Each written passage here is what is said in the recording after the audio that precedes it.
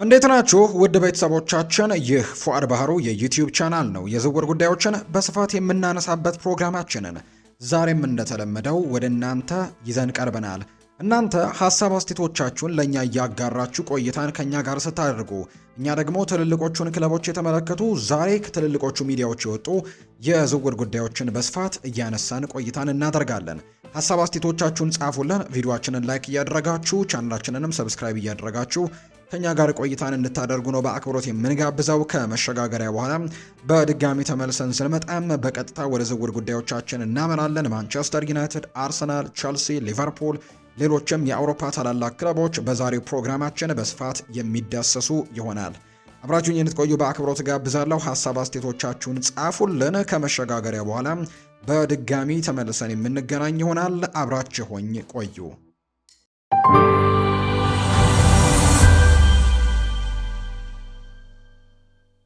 ወደ ቀዳሚው መረጃችን እናምራ። ማንቸስተር ዩናይትድ በብሩኖ ሚጌል ፈርናንዴዝ የውል ድርድር ላይ በአንድ ዋና ምክንያት እንዳቆሙ ይነገራል። እንደ ዘሚረር ዘገባ ከሆነም የማንቸስተር ዩናይትድ የጋራ ባለቤት ሰር ጂም ራትክሊፍ ለአዳዲስ ተጫዋቾች ቅድሚያ በመስጠታቸው ክለቡ ከቡድኑ ካፕቴን ብሩኖ ሚጌል ፈርናንዴዝ ጋር ሲያደርግ የነበረውን ውል ማራዘሚያ ድርድር ለጊዜው እንዳቆመው ነው የተነገረው። የኦልትራፎርዱ አመራሮች የተጫዋቹን የውል እድሳት ጉዳይ ለዚህ የዝውውር መስኮት ወደ ጎን ገሸሽ አድርገውታል። ፈርናንዴዝ በአሁኑ ሰዓትም በሳምንት 250,000 ፓውንድ የሚያስገኝለትን የአሁኑ የውል ዘመኑ የመጨረሻ ዓመት ላይ ሊገባ ነው። ሆኖም ግን ክለቡ ውሉን በ12 ወራት ለማራዘም የሚያስችል አማራጭ መብትም አለው። ድርድሩ ቢቆምም የዩናይትድ ባለስልጣናት ግን ሁኔታውን የሚያሳስባቸው አይደለም። እንግዲህ አማካዩ ከፖርቱጋል ብሔራዊ ቡድን ጋር ለዓለም ዋንጫ እንግዲህ ማምራቱ ይታወሳል። ከክለቡ ከፍተኛ አመራሮች ጋር አውንታዊ ውይይቶችን ያደረገ ሲሆን የወደፊት ዕጣ ፈንታው በአሁኑ ሰዓት በኦልትራፎርድ እንደሆነ አረጋግጦላቸዋል። እንደ ዘገባው ከሆነ የማንቸስተር ዩናይትድ አመራሮች የፖርቱጋላዊውን ኮከብ ለረጅም ጊዜ በክለቡ እንደሚቆይ ያላቸው እምነት ከፍተኛ ነው። በ2026 መጨረሻ ላይ አዳዲስና የተሻለ የውል ስምምነት ለመፈጸም ድርድሩን እንደገና ለመክፈትም እቅድ አለው። ምንም እንኳን የአሁኑ ውሉ 55 ሚሊዮን ፓውንድ የሚደርስ የውል ማፍረሻ ቢኖረው የተጫዋቹ ዕድሜና ከፍተኛ የደሞዝ ክፍያ ግን ግምት ውስጥ ሲገባ ማንኛውም ተቀናቃኝ ክለብ ይህንን ገንዘብ ከፍሎ ለመውሰድ አይደፍርም የሚል ከፍተኛ እምነት በክለቡ አመራሮች ዘንድ እንዳለ ነው የሚነገረው። የራትክሊፍ ትኩረት በአሁኑ ሰዓት ሙሉ ለሙሉ ያለው በአሰልጣኝ ማይክል ካሪክ ስርም ያለ ቡድንን በአዲስ ላይ እንደሆነ እየተነገረ ነው። ፈርናንዴዝ ከማንቸስተር ዩናይትድ ጋር ክብረ ወሰን የሰበረ የውድድር ዘመን ነበረው። የዩናይትድ መረጋጋት የመጣው ካፕቴናቸው ካስመዘገበው ሌላ ድንቅና ክብረ ወሰን የሰበረ የውድድር ዘመን በኋላ ነው። ፈርናንዴዝ በ2025-26 የውድድር ዘመን የቡድኑ የልብ ትርታ በመሆንም የጨዋታ ፈጠራውን ሸክምም ተሸክሞ ክለቡን ወደ ቻምፒየንስ ሊግ ተሳትፎ እንዲመለስ ረድቶታል። በአንድ የውድድር ዘመን 21 ለግብ የሆኑ ኳሶችን በማመቻቸት ቴሪ ዳንኤል ኦንሪና ኬቨን ደብሮይናን በመብለጥም የፕሪሚየር ሊጉን የሁሉም ጊዜ ክብረ ወሰንንም መስበሩን እናስታውሳለን። ብቃቱ ለካሪክ ታክቲካዊ አስተላለፍን የሚሰጥም ወይም የሚተካ አድርጎታል። ሆኖም ግን ኢኒዮሶች ቡድኑ እድሜው እየገፋ ባለው ፈርናንዴዝ ላይ ብቻ የተመሰረተ እንዲሆን ግን አይፈልጉም። ለአታላንታ አማካይ ኤደርሰንም 38 ሚሊዮን ፓውንድ የፈጀ ዝውውር ማከናወኑን ተከትሎ የፈርናንዴዝን የውል ማራዘሚያ ለጊዜው ማቆየቱ የክለቡ የገንዘብ አቅምን በመጠቀም በዙሪያው ወጣትና ተለዋጭ ተጫዋቾችን ለመገንባትም እየረዳ እንደሆነ የሚያሳዩ መረጃዎች ናቸው እየወጡ የሚገኙት። ቸልሲ፣ ሊቨርፑል እና ማንቸስተር ዩናይትድ እየተከታተሉት ባሉበት ወቅት አርሰናል ለአማካይ ተጫዋች 60 ሚሊዮን ዩሮ አቅርበዋል። አርሰናል በመሃል ሜዳው ላይ ተጨማሪ ጥራቶች ያለውን ተጫዋች ለመጨመር እየፈለገ ሲሆን ሞሮኮዊው አማካይ አዩብ ቡአዲን ለማስፈረም ጥረቱን ጀምሯል።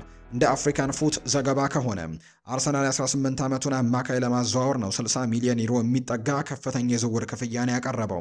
ሆኖም ግን የፈረንሳዩ ክለብ ሊል የቀረበለትን ጥያቄ ውድቅ አድርጎታል። ክለቡ ተጫዋቹን በዚህ ክረምት የዝውውር መስኮት ለመልቀቅ ፍቃደኛም አይደለም። አርሰናል ተጫዋቹን ለበርካታ ወራት በቅርበት ሲከታተልና ሲሰልለውም እንደቆየ ነው የሚነገረው። ተጫዋቹ ወደፊት የላቀ ደረጃ ላይ ሊደርስ እንደሚችል ችሎታ እንዳለው በርካቶች ያምናሉ። የፈረንሳዩ ክለብን ለማሳመንም አርሰናል የተሻለ የገንዘብ መጠንን ማቅረብ ይጠበቅበታል። እንደ ዘገባው ከሆነ ተጫዋቹን ለማስፈረም ቢያንስ 70 ሚሊዮን ዩሮ ሊያስፈልግ ይችላል። አርሰናል በቡድን ውስጥም ተጨማሪ የቴክኒክ ብቃትና የጨዋታ ፈጠራ ያስፈልገዋል። የ18 ዓመቱ ተጫዋች በኳስ አሰጣጡ በሜዳ ላይ ያለው የማየት ችሎታው በመጨረሻው የሜዳ ክፍል ላይ በሚያሳየው ብቃት ለቡድን አጋሮቹ የግብ ዕድሎችን በመፍጠርና ጠንካራ የተከላካይ መስመሮችን በመብለጥም ይረዳል ተብሎ ነው የሚታሰበው። እንደ አማካይ ወይም ማጥቂ አማካይ ሆኖ መጫወትም ይችላል ተብሎ ይታመናል። በዓለም ላይ ካሉ ትልልቅ ክለቦች ጋርም የመጫወት ብቃት ያለው ሲሆን ወደ አርሰናል የመቀላቀል እድልም ለእርሱ አስደሳች ሊሆን እንደሚችል ይታመናል። ዘገባው እንደሚያመለክተው ሊቨርፑል፣ ማንቸስተር ዩናይትድ እና ቼልሲም ሁኔታውን በቅርበት እየተከታተሉ ነው የሚገኙት። አርሰናል ተጫዋቹን ለማግኘት ከፍተኛ ፉክክር እየገጠመው ሲሆን የፈረንሳዩ ክለብ ተጫዋቹን በቀላሉ ለመልቀቅ ፍቃደኛ ለመሆኑ የሚያስደንቅ አይደለም። ተጫዋቹን ለማስፈረም የሚፈልግ ማንኛውም ክለብ ከፍተኛ ገንዘብ መክፈል ይኖርበታል። ወደ ፕሪምየር ሊግ ማምራት ለ18 ዓመቱ ተጫዋች አስደሳች ሊሆን ይችላል። በእንግሊዝ በየሳምንቱ መጫወት ብቃቱን በአግባቡ እንዲወጣም ይረዳዋል ተብሎ ነው የሚታሰበው። ማርከስ ራሽፎርድ ባለፈው የውድድር ዘመን በውሰት ባርሴሎና ውስጥ የነበረ ሲሆን በዚህ ክረምት በቋሚነት ወደዚያው ክለብ መቀላቀልን ይፈልግ ነበር። ባርሴሎና ተጫዋቹን በ30 ሚሊዮን ዩሮ በቋሚነት የመግዛት አማራጭ ቢኖረውም ያንን ዋጋ ለመክፈል ፍቃደኛ ግን አልሆኑም። ማንቸስተር ዩናይትድ እስካሁን ከጠየቀው ዋጋ ዝቅ አላለም። ተጫዋቹ ከሌሎች ክለቦች ጋር ስሙ እየተያዘ ነው። ይሁን እንጂ ስፖርት የተሰኘው የስፔን ጋዜጣ እንደዘገበው ተጫዋቹ ወደ ባርሴሎና ለመሄድ ቆርጧል። የሊጉ ሻምፒዮን ባርሴሎና ተጫዋቹን ዳግም በውሰት ለማስፈረም ተስፋ አድርገው ነበር። ሆኖም ግን ማንቸስተር ዩናይትድ ተጫዋቹን በቋሚነት ለመሸጥ ይፈልጋል። ሁለቱ ክለቦች ስምምነት ላይ መድረስ ይችሉ እንደሆነ ወደፊት የሚታይ ነው። ራሽፈርድ ባለፈው የውድድር ዘመን ለባርሴሎና ድንቅ ብቃቱን ያሳየ ሲሆን በሁሉም ውድድሮች በድምሩ 28 የግብ አስተዋጽኦችን ማድረግ የቻለም ተጫዋች ሆኗል። ለባርሴሎና ወሳኝ ተጫዋች ስለነበረ በክለቡ እንዲቆይም ይፈልጋሉ። የፊት መስመር 3 ቦታዎች ላይም በማንኛውም ቦታ ተሰልፎ በከፍተኛ ደረጃ መጫወት የሚችል እንደርሱ ያለ ተለዋዋጭ ማጥቂ ክለቡ ይፈልጋል።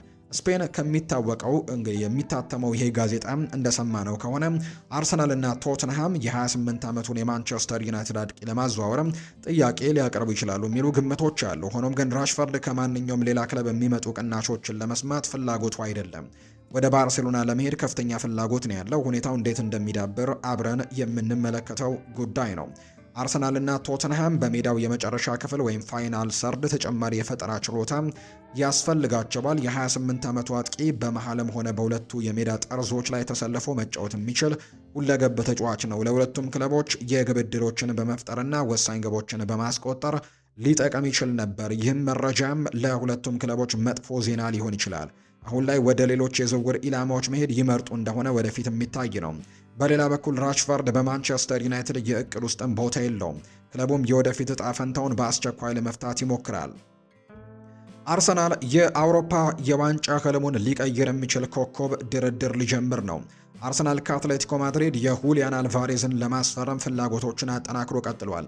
የ26 ዓመቱ ተጫዋች በላሊጋው ክለብ ውስጥም ድንቅ ብቃቱን እያሳየ ሲሆን አርሰናሎች ይህንን ዝውውር ለመፈጸምም ቆርጠው ተነስተዋል። እንደ ዲያሪዮ አስ ዘገባ ከሆነ አርሰናል ስለ ክረምቱ የዝውውር እንቅስቃሴም ከአትሌቲኮ ማድሪድ ጋር ንግግሮችን ለመጀመር ተዘጋጅተዋል። አርሰናል የተጫዋቹን ዋጋ 150 ሚሊዮን ዩሮ የገመተው ሲሆን የስፔኑ ክለብ ለመሸጥ ማሳመን ይቻል እንደሆነ የሚታይ ነው። አርሰናል በአጥቂ መስመሩ ላይ ተጨማሪ ጥራት ያለው ተጫዋች እንደሚያስፈልገው የታወቀ ነው።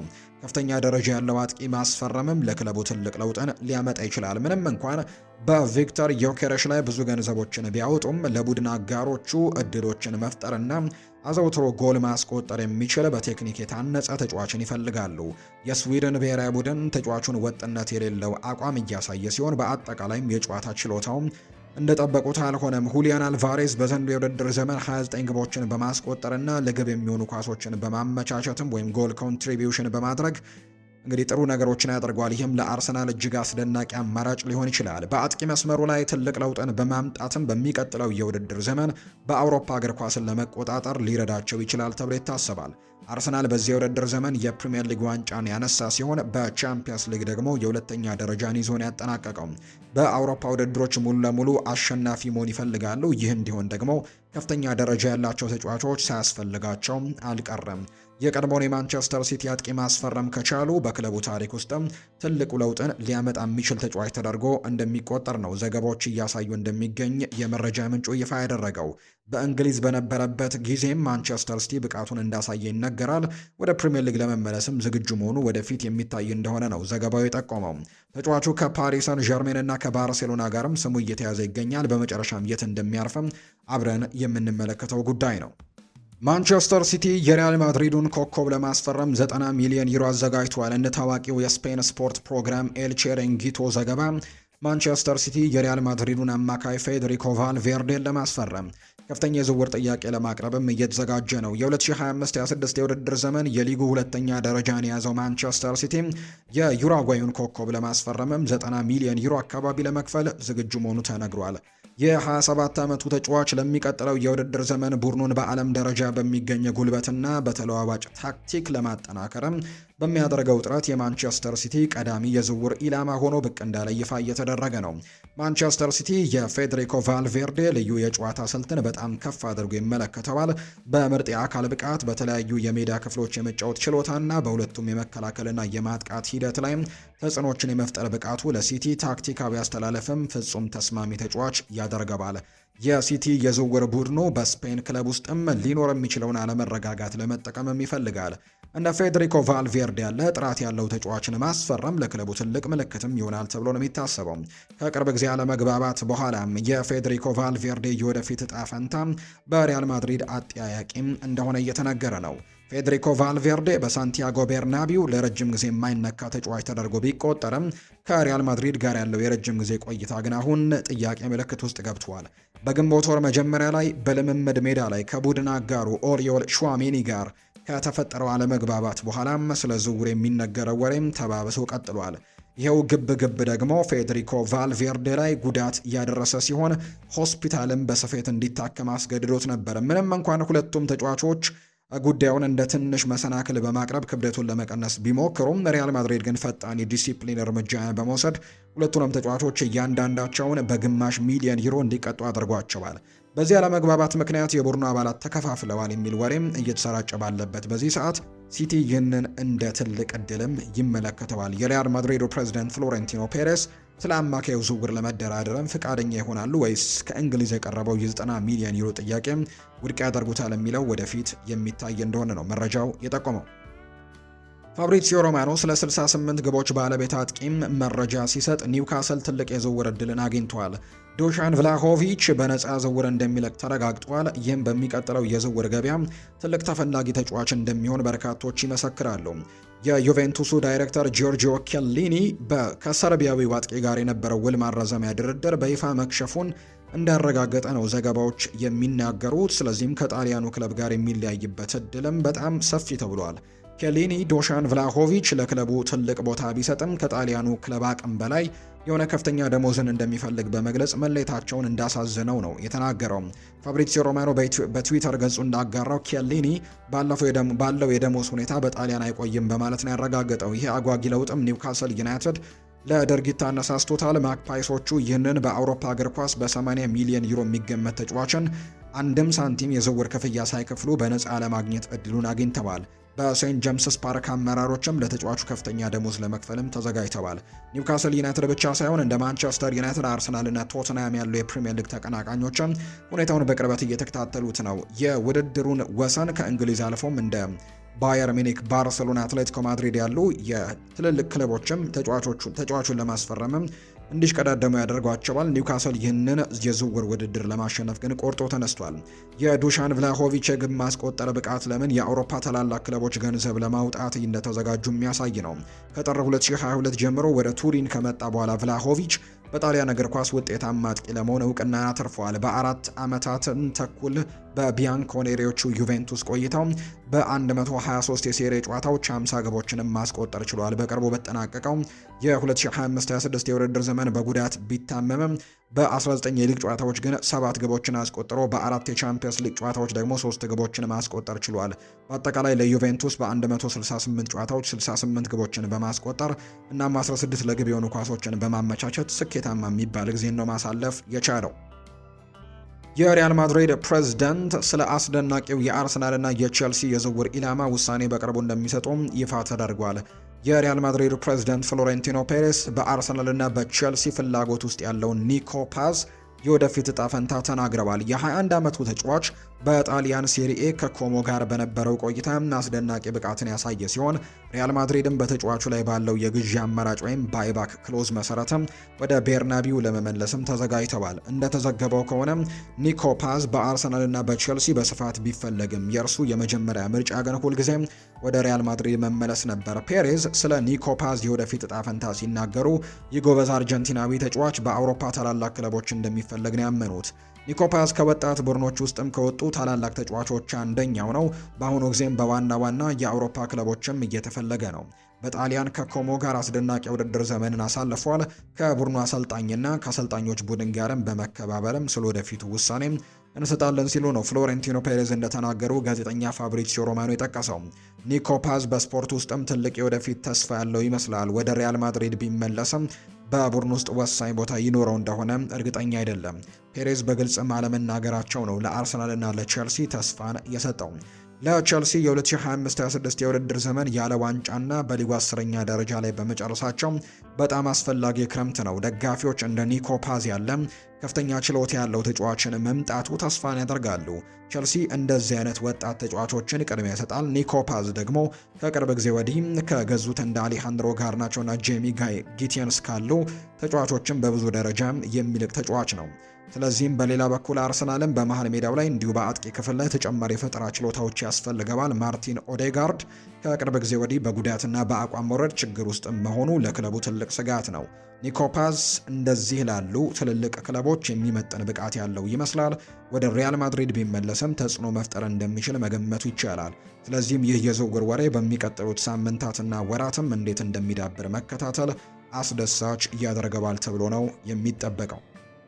ውድና የተከበራችሁ ቤተሰቦቻችን ከሁለተኛው የዩቲዩብ ቻናላችን ለዛሬ ያዝንላችሁ አዳዲስ ስፖርታዊ ጉዳዮቻችን እነዚህን ይመስሉ ነበር። ስላደመጣችሁን፣ ስለተከታተላችሁን ከኛ ጋርም ቆይታን ስላደረጋችሁ ከልብ አድርጌ አመሰግናለሁ። ቆይታችሁ በሙሉ ከኛ ጋር ስለነበር ከልብ አድርገን ነው የምናመሰግነው።